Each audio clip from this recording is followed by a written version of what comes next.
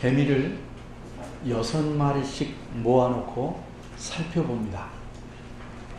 이렇게 개미들을 자세히 살펴보는 사람은 사회학이라는 학문을 연구하는 학자입니다.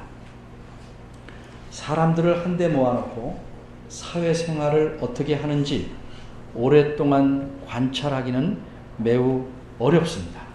그러기에 이 학자는 사람 대신 개미를 연구 대상으로 삼았습니다. 개미들은 사람처럼 사회생활을 하므로 개미들이 어떻게 사회생활을 하는지를 관찰하면 인간의 사회생활이 어떠한지를 알아볼 수 있겠다고 판단하였기 때문입니다. 그 결과 흥미로운 사실을 발견했습니다. 6마리 중에서 개미 3마리는 활발하게 움직이는데 다른 개미 3마리는 별로 움직이지 않는다는 사실입니다. 그 이유가 무엇인지도 알아냈습니다. 6마리 중 2마리는 다른 약한 개미를 공격하고 약탈하는 개미였습니다. 그리고 1마리는 홀로 독립적으로 활동하며 살아가는 개미였습니다. 그러니까 약탈개미 2마리와 독립적인 개미 1마리는 활발하게 움직입니다. 반면에 다른 2마리는 약탈을 당해서 패배한 개미이고 1마리는 거지개미였습니다. 그래서 이 3마리는 별로 움직이지 못하고 살아갑니다. 그럼 이 6마리만 그런 것일까? 아니면 어떤 경우에도 그런 것인가? 이것을 알아보려고 이번에는 약탈하는 개미들만 6마리를 모았습니다. 결과는 마찬가지였습니다. 이 연구의 정확성을 위해서 이번에는 거지 개미들만 6마리를 모아놓고 관찰했습니다. 역시 결과는 마찬가지였습니다. 누구를 모아놓고 하든지 6마리 중 2마리는 약탈개미가 되었고 2마리는 패배개미가 되고 1마리는 독립적인 개미, 1마리는 거지개미가 되었습니다. 따라서 이 학자는 인간 사회도 이와 비슷할 것이라고 결론을 내렸습니다. 과연 인간 사회가 개미 사회와 같은 비율, 둘둘 하나하나 이런 비율로 구성되었는지는 알 수 없습니다. 하지만 분명한 사실은 이 인간 사회도 개미 사회처럼 그런 여러 종류의 사람이 있다는 점입니다. 약탈자, 패배자, 거지, 홀로 노는 사람. 이 사실을 다른 말로 간략하게 바꾸면 인간 사회에는 강자와 약자가 있다는 말입니다. 그러기에 교회 안에도 강자와 약한 자가 있을 수밖에 없습니다. 그럼 강한 자와 약한 자가 있다는 것이 무슨 문제가 됩니까? 그렇습니다. 강자는 약자를 누르려 하고 이용하려 하고 결국 자기 배 부으려고 잡아먹습니다. 그래서 악한 사회, 나쁜 사회가 되기 때문입니다. 그냥 놔두면 교회도 마찬가지입니다. 그럼 하나님께서는 특별히 교회를 왜 세우셨습니까? 강한 자와 약한 자가 있더라도 이들이 조화를 이루며 살아가는 선한 사회, 하나님께서 원하시는 삶을 살아가는 사회를 이루게 하시려고 교회를 세우신 것입니다. 그런데 과연 그런 삶이 교회에서 가능하겠습니까? 가능합니다. 그래서 오늘 본문에서 사도 바울은 교회가 하나님께서 의도하신 삶을 어떻게 살아야 할지에 대해서 말씀하고 있는 것입니다. 따라서 지난 주일에 이어서 오늘 본문에서 3가지를 생각해 봅니다. 첫째는 강한 자와 약한 자는 누군가? 둘째는 강한 자는 어떻게 살아야 하는가? 셋째는 신자는 왜 그렇게 살아야 하는가?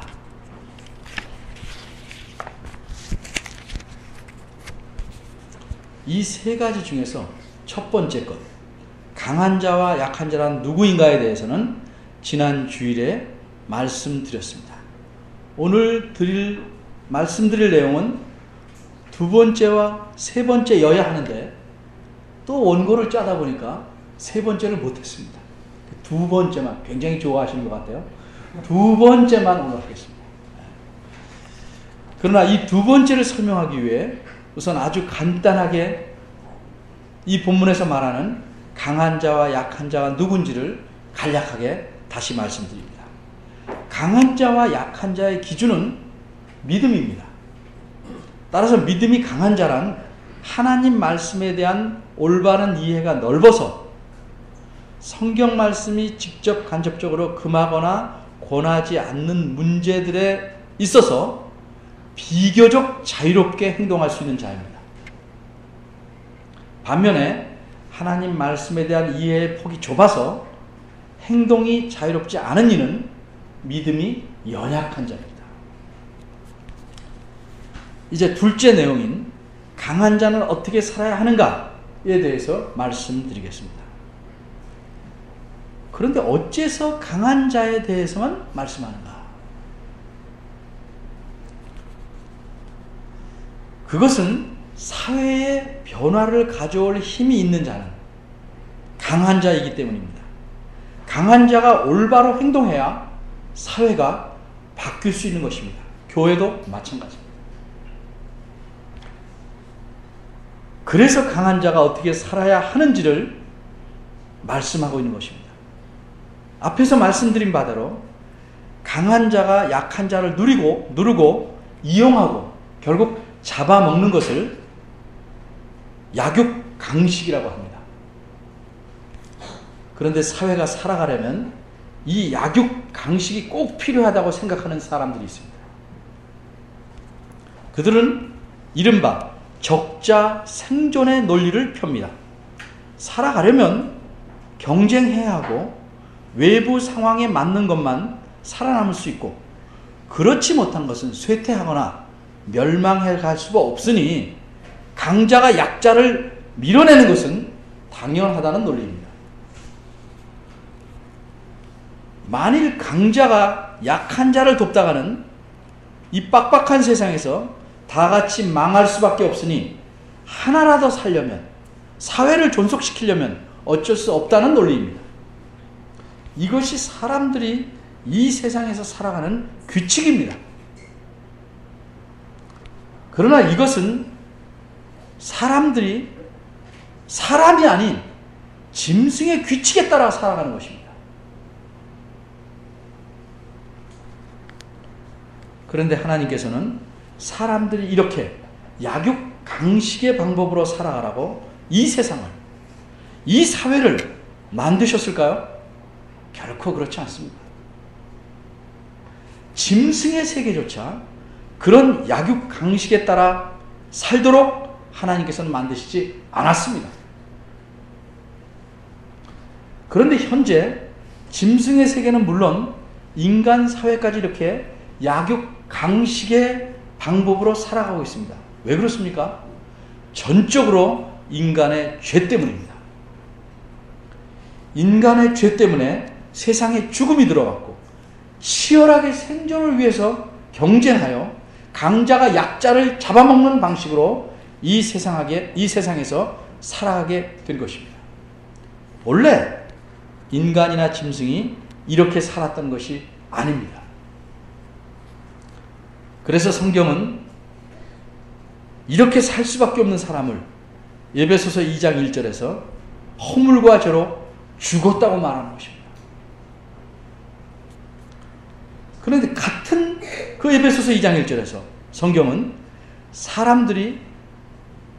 이런 사람들이 좀 더 구체적으로 말하면 이렇게 허물과 죄로 죽었던 너희가 살아났다.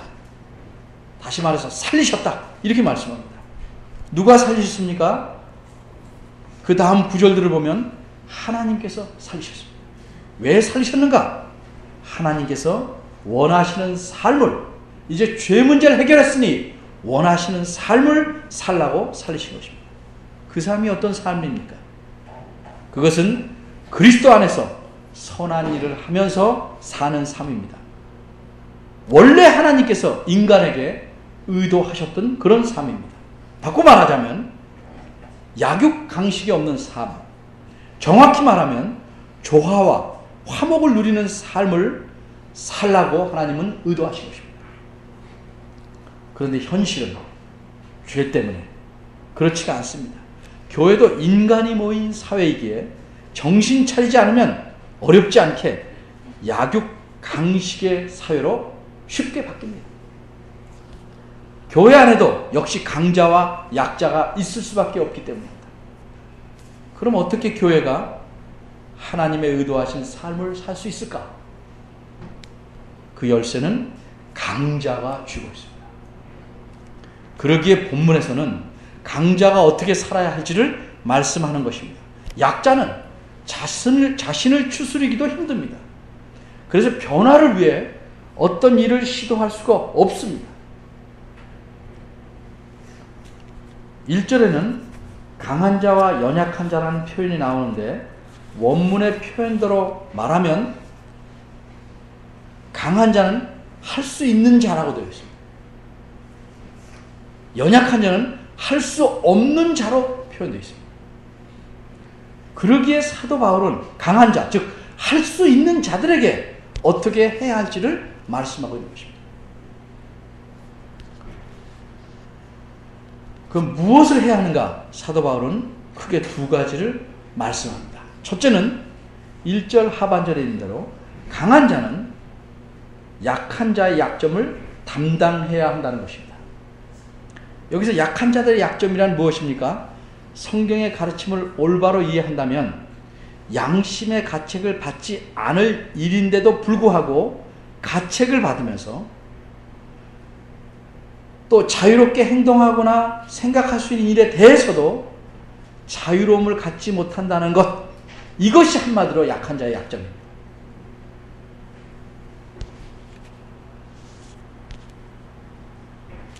그럼 이 약점을 담당하는 것은 무엇입니까? 약한 자들 대신에 그 약점을 나눠 갖는 것입니까? 그렇다면 성경의 가르침을 올바로 이해하고도 이해하지 못한 사람처럼 행동해야 할까요? 그것은 정당하지 못한 일입니다. 그것은 정답을 아는 사람이 틀린 답을 말하는 사람에게 그래 내 답이 맞다 이렇게 말하는 것과 같습니다. 옳지 않습니다. 그럴 수는 없습니다. 그럼 약점을 담당하는 것은 무슨 의미일까? 그것은 정확히 말하면 짐을 짊어진다는 뜻입니다. 예를 들어봅니다. 형이 크고 무거운 짐을 지고 갑니다. 훨씬 나이 어린 동생은 형보다 훨씬 작고 가벼운 짐을 들고 갑니다. 조금 가다가 동생이 형한테 자기 짐이 무겁다고 징징댑니다. 그러나 형이 동생에게 내 짐이 내 짐보다 훨씬 크고 무거워. 그런데 너는 뭐가 무겁다고 징징대냐? 이렇게 말하면서 동생에게 화를 내거나 윽박지르지 않습니다. 그런 말을 하지 않습니다. 오히려 조금만 참아. 조금만 더 가면 된다. 그렇게 힘들면 쉬어갈까? 이렇게 말합니다. 참 멋진 형입니다. 동생이 힘들어하는 것을 이해하고 힘들다고 징징대는 것에 화내지 않고 쏘는 말도 하지 않고 잘 받아줍니다. 이런 것을 관용이라고 합니다. 그러나 짐을 짊어진다는 것, 담당한다는 것은 이 관용보다 더 큰 것입니다. 이것은 동생의 짐을 아예 자기가 대신 짊어지는 것입니다. 이렇게 강한 자는 약한 자의 약점을 담당해야 합니다. 그런데 여기서 구체적인 예가 하나 더 필요할 것 같습니다. 약한 자의 약점이란 실제로 어떤 짐을 이렇게 지고 가는 것이 아니라 필요 없는 양심의 가책을 받거나 행동이 자유롭지 못한 것입니다. 그런 것들을 짊어진다는 것은 어떤 것일까? 나는 거침없이 행동하는데 약한 자가 내 행동을 보고 양심의 가책을 받으면 쟤는 저럴 수밖에 없다거나 답답하지만 내가 참는다 하는 정도의 태도는 이해는 될 수 있을지언정 약점을 담당하는 것은 아닙니다. 약점을 담당하려면 약한 자가 내 행동을 보고 양심의 가책을 받지 않도록 하는 것입니다. 이를테면 바울은 고린도서 8장에서 이렇게 말씀합니다. 그런즉 너희 자유함이, 강한 자의 자유함이 약한 자들에게 거치는 것이 되지 않도록 조심하라. 그 약한 양심을 상하게 하는 것이 곧 그리스도에게 죄를 짓는 것이니라. 그러므로 만일 식물이 먹는 것이 그 먹는 것으로 내 형제를 실족하게 하면 나는 영원히 고기를 먹지 아니하여 내 형제를 실족지 않게 하리라. 이게 담당함. 그럼 약한 자의 약점을 담당한다는 것을 좀 더 잘 알기 위해서 다른 각도에서 말하면 어떻게 하는 것일까? 때로 어떤 것을 알려면 반대 입장에서 말하는 것이 도움이 됩니다. 예를 들어서 우리 TV에서 보는 스피드 퀴즈, 그때 설명하는 사람이 그 답을 설명할 때 손바닥 이렇게 나와 있으면 손등이 아닌 것 이렇게 말합니다. 그 도움이 됩니다. 식물 나오면 동물이 아닌 것 이렇게 설명할 수 있어요. 어떻게 하면 약한 자의 약점을 담당할 수 있을까? 1절 끝부분에 있는 바대로 강한 자가 자기를 기쁘게 하지 아니하면 됩니다. 이 말은 우리가 하고 싶은 일은 못한다, 우리가 하고 싶은 일을 하지 말아야 한다는 의미는 아닙니다. 사람은 자신이 하고 싶은 일을 해야 기쁩니다. 이렇게 자신을 기쁘게 하는 일 자체가 모두 악하거나 나쁜 것은 아닙니다.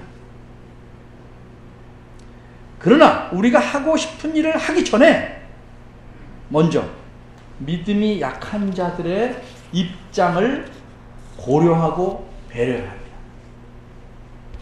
다른 사람들에게 미치는 영향을 전혀 개의치 않고 상관하지 않고 내가 하고 싶으니까, 우리가 하고 싶으니까 무엇이든 한다는 것이 여기서 말하는 자신을 기쁘게 하는 것입니다.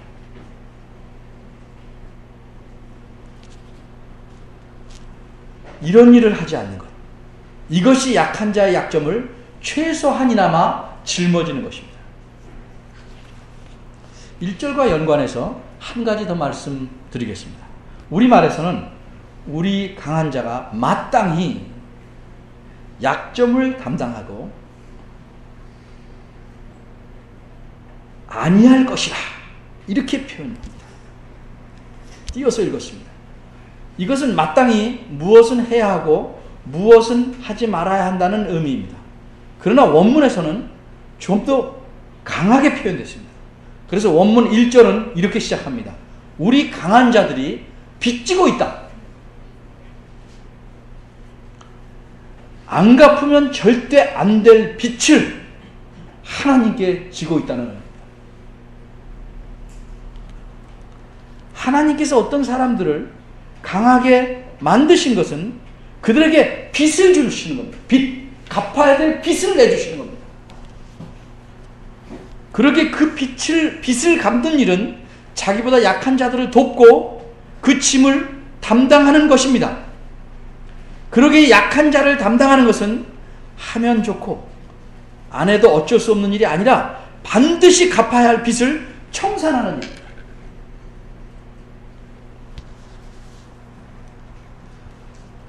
이제 강한 자가 해야 될 두 번째 일이 무엇인지 생각해 보겠습니다. 그것은 2절에서 알 수 있습니다. 한마디로 그것은 이웃을 기쁘게 하는 일입니다. 2절에서 갑자기 강한 자와 연약한 자라는 말이 없어졌습니다. 그 대신 각 사람과 이웃이라는 말이 들어와 있습니다. 따라서 이 새로운 말이 누구를 가리키는가 먼저 살펴봐야 합니다. 우리 각 사람이란 누굴까? 1절에서 우리 강한 자라는 표현과 비슷하니 그것과 비교해서 연관해서 우리 각 사람이란 우리 강한 자 각 사람을 의미한다고 볼 수도 있습니다. 그러나 교회 안의 실상을 보면 강한 자와 약한 자 사이에 어떤 정확한 구분이 있는 것은 아닙니다. 이 사람은 늘 강하고 이 사람은 늘 약하다, 이런 구분이 있지 않습니다. 내가 약한 자라 할지라도 나보다 더 약한 자에게는 내가 강한 자가 됩니다. 내가 강한 자라 할지라도 나보다 더 강한 자에게는 약한 자가 되는 것입니다. 따라서 우리 각 사람이란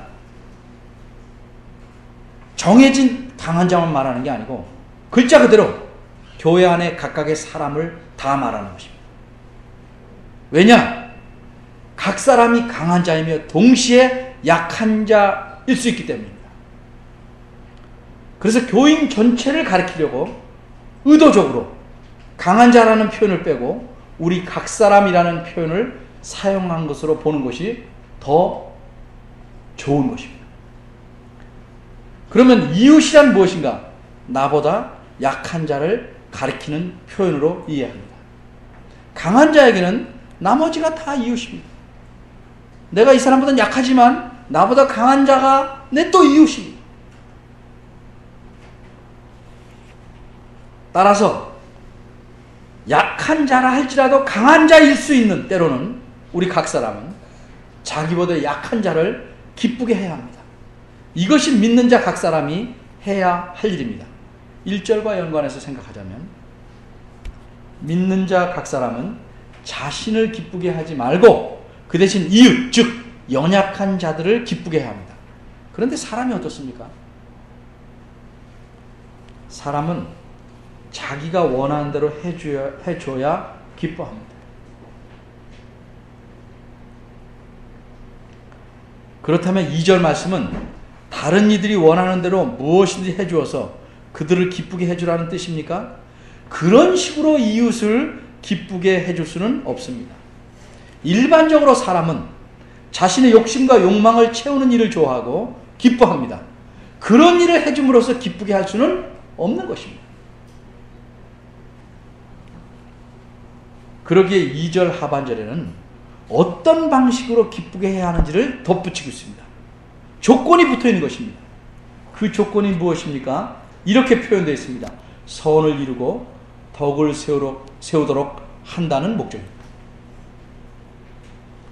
우리말을 보면 선을 이루는 것과 덕을 세우는 것, 이 두 가지 조건이 나란히 붙어 있습니다. 그러나 이 둘은 나란히 붙어 있는 게 아니고 잇따라 붙어 있는 겁니다. 하나를 따라서 그 안쪽으로 또 붙어 있는 겁니다. 설명합니다. 우리 각자가 이웃을 기쁘게 할 때 조건이 있습니다. 그것은 내가 이렇게 하는 것이 그 사람에게 과연 선을 이루냐, 이것을 먼저 생각해야 한다는 것입니다. 진정으로 선을 이루지 못하는 것이라면 그것으로 기쁘게 할 수는 없습니다. 그런데 무엇을 위해 선을 이루어야 하는가 하는 점을 또 생각해야 합니다. 그것은 덕을 세우기 위함입니다. 선을 이루냐, 이 선이 과연 덕을 세우는 거냐, 이렇게 차례차례로 생각해야 합니다. 나란히 있는 것이 아닙니다. 그런데 우리말에서 덕이라고 하면 그저 미덕 정도로 생각합니다. 교회에서도 덕스럽게 합시다 또는 은혜롭게 합시다 라는 말을 아마 들어보셨을 겁니다. 그런 말을 쓸 때 대부분은 따지지 말고 그저 대충대충 누이 좋고 매부 좋게 큰 소리 나지 않게 하자는 의미로 자주 씁니다. 그래서 교회 안에 그 결과 교회 안에 결코 있어서는 안 될 재정의 횡령과 낭비가 생깁니다. 몇 사람 마음대로 엄청난 재정을 쏘아부어야 하는 건축도 진행되는 것이고 그 과정에서 재정이 술술 새나가는 경우가 있습니다. 교회의 재정은 하나님께 바친 헌금인데 이것을 소수의 사람이 교회 전체에 합의를 이루지 않고 동의 없이 소수의 사람이 자기 쌈짓돈처럼 사용하는 악한 짓도 일어나는 것입니다.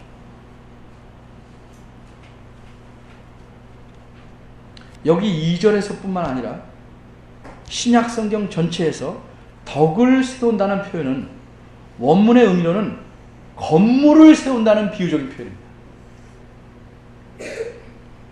이것은 교회를 하나님 말씀 위에 바로 세우거나 사람을 하나님 말씀으로 올바로 키우는 것을 의미합니다. 막연히 미덕 아닙니다.